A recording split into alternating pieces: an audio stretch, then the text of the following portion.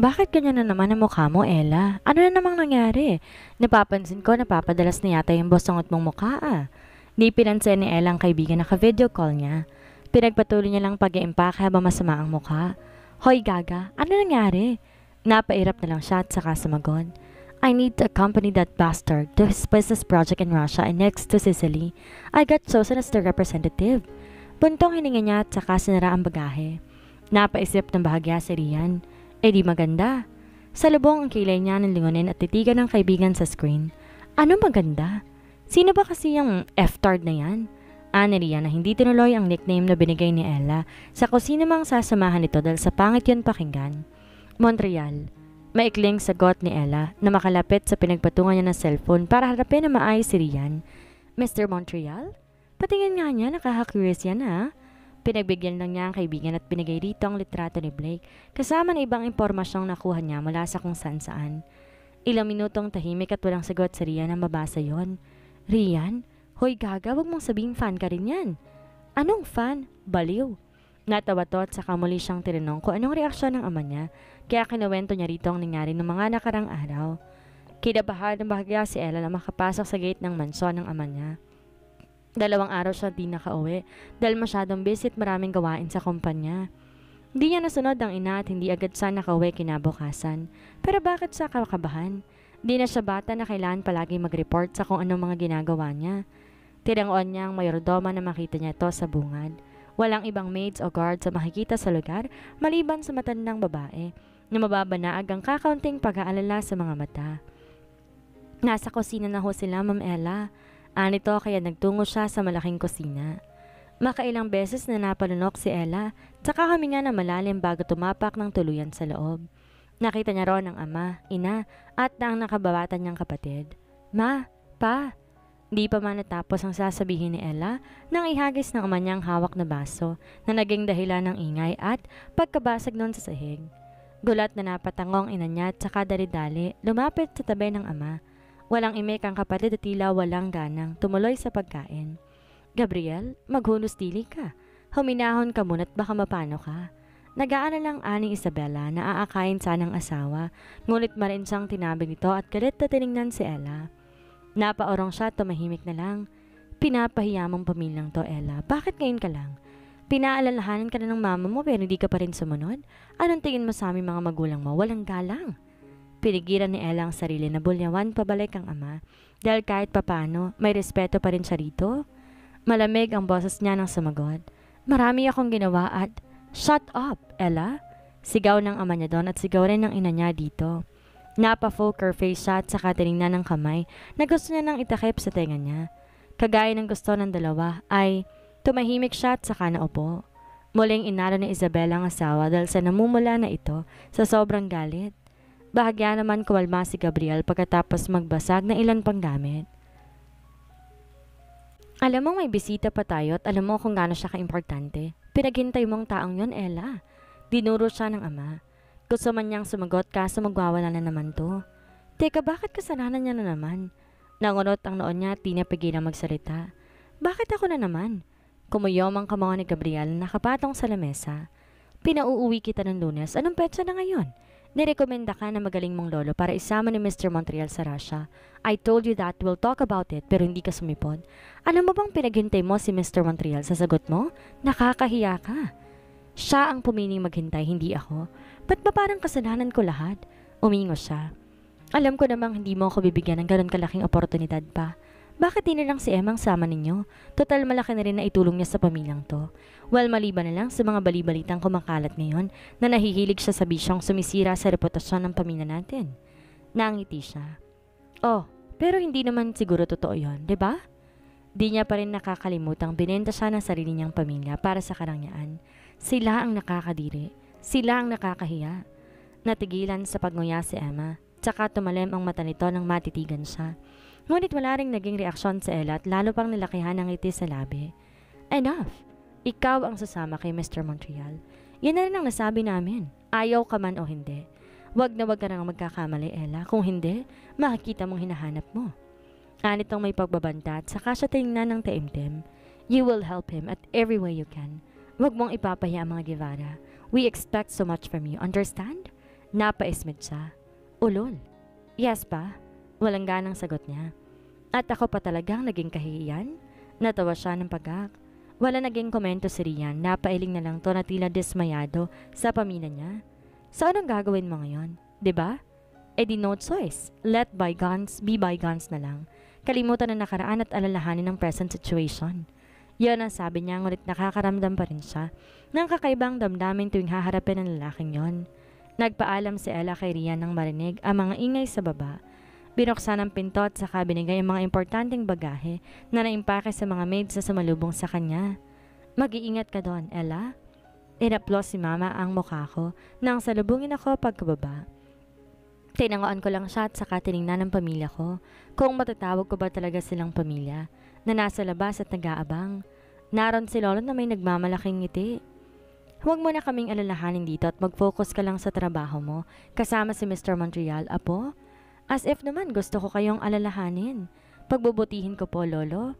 Sagot ko pa at saka pilit na iniwas ang tingin kay Emma na nakakaurat ng ngisi sa labi. Kung wala talaga kami sa labas, baka binaon ko na ito ng buhay. Ingat sis, iangat mo ang bandera ng Pilipinas? Ay mali, bandera nating mga Guevara pala. Conquer him. Sigaw pa niya at saka nabatukan na ang baston ni Lolo sa tuhod. Di ko na lang pinansin na mapang-insulto niyang tawa. Tsaka dumiretso sa gawin ni Papa na kinakausap ang sa tingin ko ay kung hindi personal assistant ni Blake, sekretary niya. Pa, Ella, ito nga palang assistant ni Mr. Montreal, si Mr. Kim. Tinangoan ko ang lalaking bumati rin sa akin pabalik. Siya ang susundo sa iyo. Mag-iingat ka, anak. Tulungan mo sana si Mr. Montreal sa abot na makakaya mo at wag na wag kang papalpak. Huwag mong ipapahiya si Mr. Montreal. Kung hindi, mahirapan ka man. Narito lang kami sa tabi mo, anak. Marahan ang ngiti niya, ngunit dahil makikita roon ang pagbabanta. Yes pa, alam ko naman yun. Dito na ho kami at baka mahuli pa kami sa flight. Nginitian ko sila ng peke at saka binalingan si Mr. Kim na agad naman akong naintindihan. Napatango si Papa. Tama ka. Sige na at baka mainip pa si Mr. Montreal. Sinundan ko si Mr. Kim hanggang sa mahintuan namin ng isang itim na Mercedes-Benz. Makintab yon, talagang agaw pansin. Di naman sa hindi ko kayang bumili ng gantong sasakyan. Sadyang tipid lang talaga ako at hindi na pag-aaksaya ng pera ang ganitong bagay kung hindi yun ganun ka-importante o kung hindi ako kasing yaman ng lalaking yon. Heist! Minuwestra ni Mr. Kim ang black seat. Kaya bago ko pumasok, sinulyapan ko muna ang pamilya ko mula sa labas ng gate na hanggang ngayon naroon pa rin. Napaismid ako. Akala mo kung sino mga mapagmahal na anak ka. Para namang first time ko mag-business trip. Tuluyan ko silang tinalikuran sa binuksan ng backseat. Maupo na sana ako na muntik na ako mapasigaw na makita ang lalaking laman ng sasakyan. Mr. Montreal? Nakasuot siya ng white polo with long sleeve na nakatakin sa itim niyang trouser.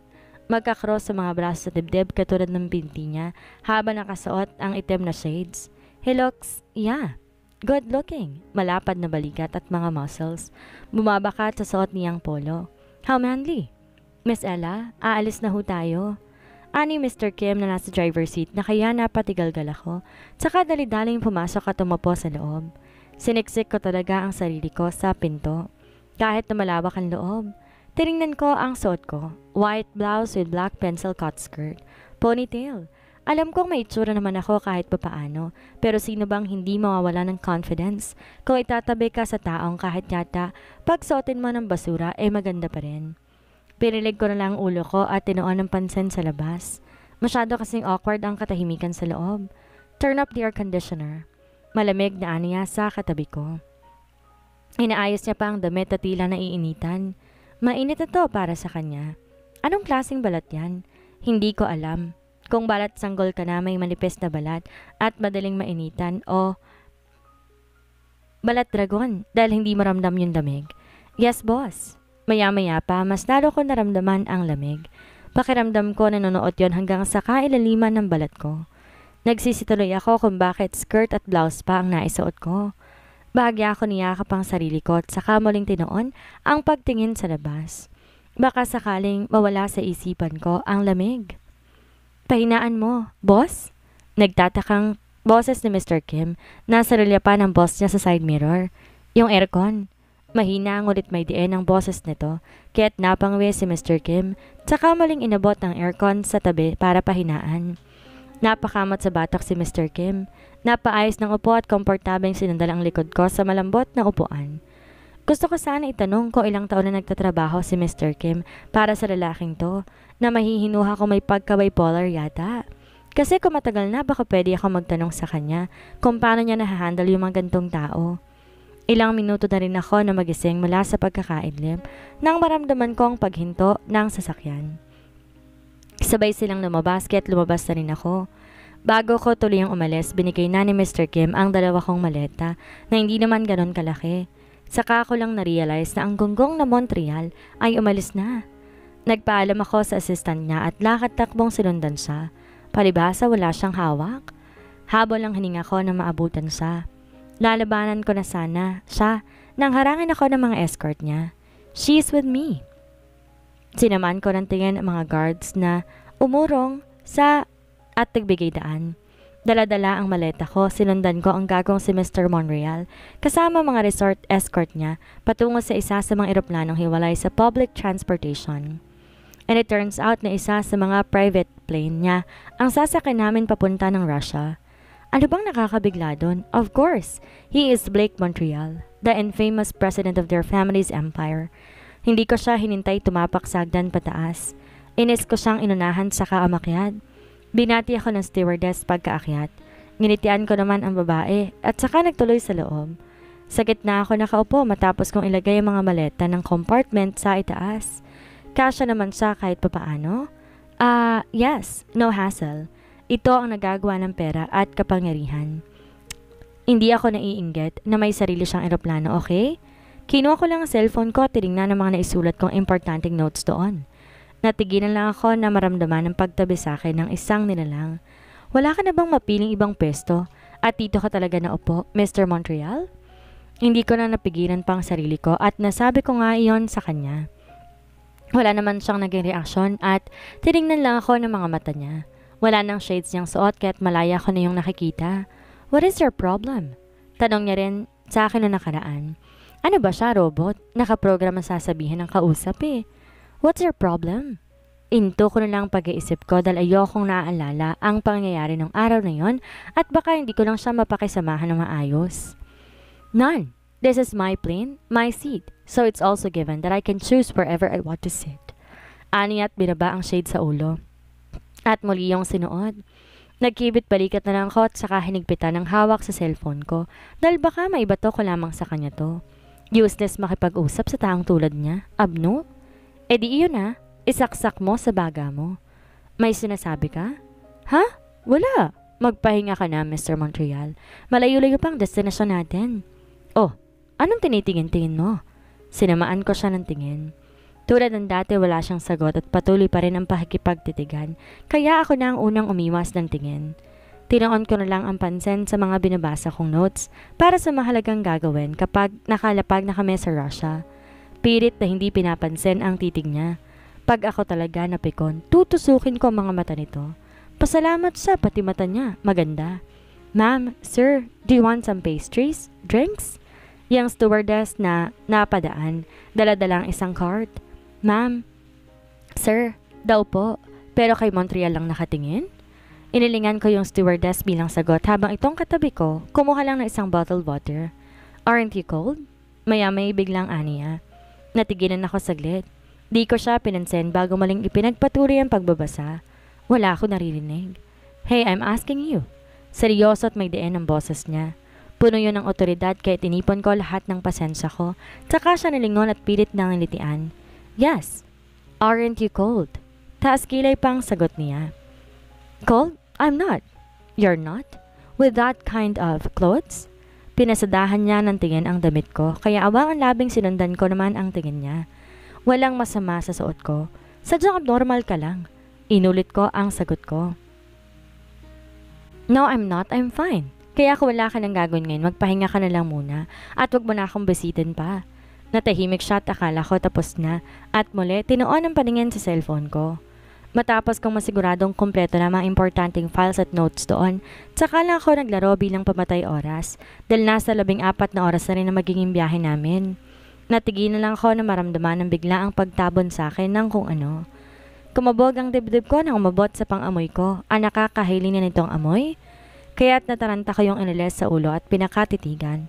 What the? Coat? Kunot noo kong nilingon ang lalaking tila walang lang.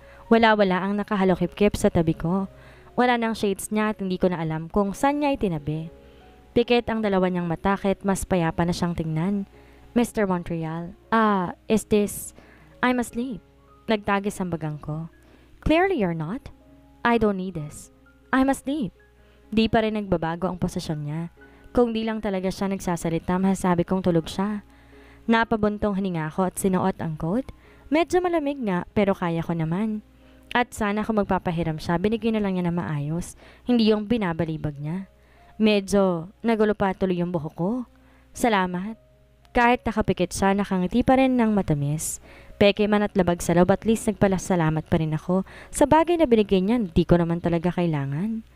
Marahang minulat ni Blake ang isang mata para nakawan ng tingin ang dalagang mahimbing na natutulog sa gabi. Di raw nilalamig, pero kung isiksik ang sarili sa gilid, ay tila inakay na humahanap ng init sa inahin. Napailing siya at saka tinaas ang kanang kamay para senyasan si Mr. Kim na nakaupo sa likod. Ang antok na diwa ni Mr. Kim nagising nang marinig ang seryosong boses ng amo. Dali-dali siyang napatayo at halos mapatid, makarating lang sa harapan nito. Yes, boss? Nasaan yung kumot? Kumot? Tanong din niya pabalik. I told you to bring me some comforter. Nagsalubong ang kiling ni Blake kaya naman natarantang pabalik sa likod ni Mr. Kim para maghanap ng kumot. Napapakamot siya sa kilay dahil wala siyang narinig na nagpapadala to ng kumot. Hays, mabuti na lang at mataas ang pinasasahod sa kanya ng boss niya. Nangalumbaba naman si Blake habang hinihintay ang pinakukuha niya sa assistant na parang laging hinahabol ng halimaw kung magmadali. Sir, do you need anything? No, we're fine. Malamig na aniyang pumutol sa gusto pa sanang sabihin ng stewardess na biglang napadaan. Ni hindi man lamang siya nito nilingon. Nawala ang ngiti ng babae ngunit agad niya rin yung ibinalig. If you need something, just call me. I'll stay at the back. No need. Sinandal ni Blake ang likod sa kinaupuan, tsaka pinikit ang mga mata. Alright. Kuyom ang kamao ng stewardess na umalis sa harapan niya. Nag-ayos pa man din siya, todo pabango, dahil alam niyang big shot ang taong gumamit ng private plane. Hindi man lang siya nilingon ng lalaki. Anong klaseng tao yun? Tiningnan naman ni Mr. Kim ang stewardess na nagkasalubong. Nagkibit balikat siya at nagmamadaling lumapit sa boss niya, dala ang comforter. Nangiwi siya at napapunas sa pawis na makita ang kunot-noot sa lubong na kilin ng amo niya habang nakasandal sa headrest. Mukhang bad trip na naman yata ito. Boss, meron akong hinahanap. Manipis pero maayos naman. That will do. Nagmulat ng mata si Blake at saka kinuha ang comforter. Nakahinga na malawag si Mr. Kim na aalis sana, ngunit agad napigilan ni Blake. Before you go, get some disinfectant spray and also get my perfume. Anitong dahan-dahang nilalagay ang comforter sa dalagang hanggang ngayon nahihimbing pa rin. Yes? Do I need to repeat myself, Mr. Kim? No, boss. Nakagat ni Mr. Kim ang daliri para pigilang maluha. Sino ba namang di kakabahan kung palagi kang malapit sa gantong uri ng tao? Mabuti pa si Miss Guevara, masyado mabait ang pakikitungo ng boss niya. Na makabalik sa pwesto ni Blake ay agad binigay ni Mr. Kim ang pabango at disinfectant. Ngunit tinitigan lang nito yon at saka siya tinaasan ng kilay na sinasabing, What do you want me to do with that? You do it. Boss?